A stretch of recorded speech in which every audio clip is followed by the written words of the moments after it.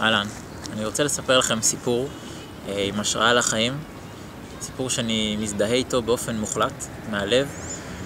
אני אספר את זה באנגלית, אז אותה הרצאה קיימת גם בעברית, אבל לא יודע, יש לי חשק לעשות את הגרסה האנגלית. So, this is a story about an old woman. Her name is old Yola McCarty. She was a poor Afro-American lady. She was very poor. She barely had any family, and she had something bigger than her in life to strive for. And the thing is, I mean, before I tell this story, I want to ask you, why would you think a poor, very small Afro-American lady got so much famous only a few days before she died, and truly after she died, she was like world recognized as a one-of-a-kind person, and she got very famous after she died. And this is her story.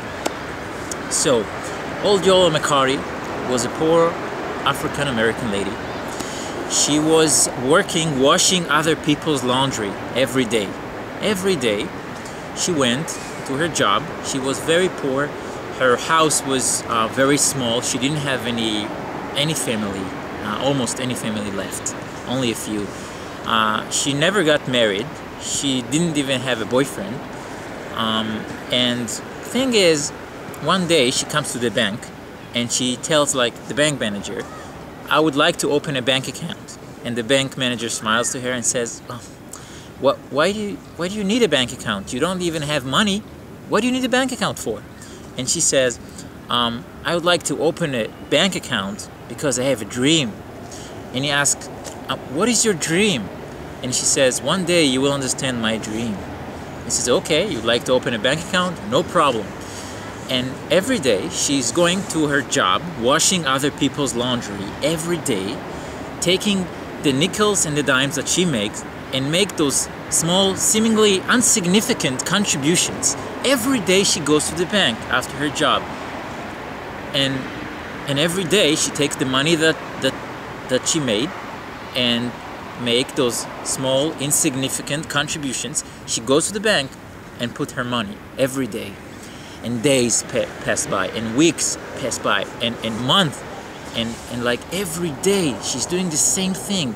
After a long day that she works, she goes to the bank every day, and decades pass by, and she still is doing the same. And one day the bank manager comes to her and says, old Yola McCarty, do you know how much money do you have? Do you have an idea how much money do you have? And she says, no, I don't know anything about money. I'm very poor, simple lady. I don't know anything about money. And he says, okay, I'm gonna demonstrate to you how much money do you have. And he puts 10 diamonds on the table. And he says, look, each diamond represents your money. Now, what do you want to do with your money? Tell us. And she says, okay, the first diamond I want to give to the church, because this is the place that gives me faith. And I believe in the church, and I go every day, and it really makes me happy. And I want to give the first diamond to the church. And he says, okay, what about the rest? The 3 other diamonds I would like to give to the family that I still have, because I still have some relatives, and I would like them to have a better life. So I would like to give it to them.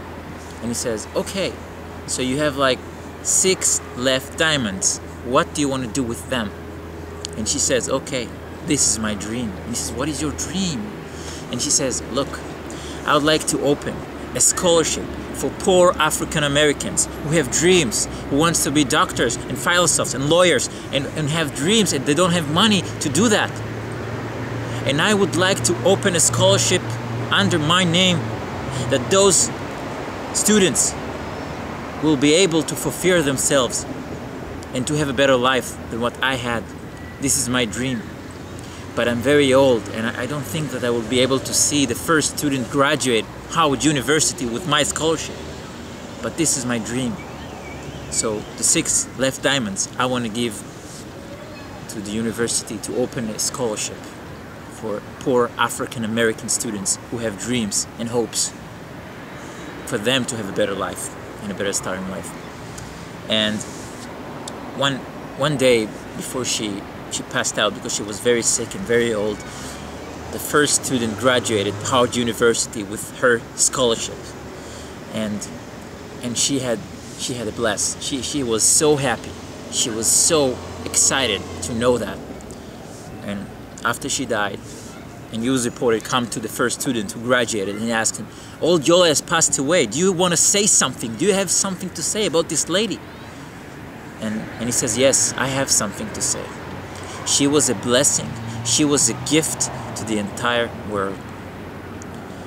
And after she died, many great leaders came to visit her and came to say good things about her.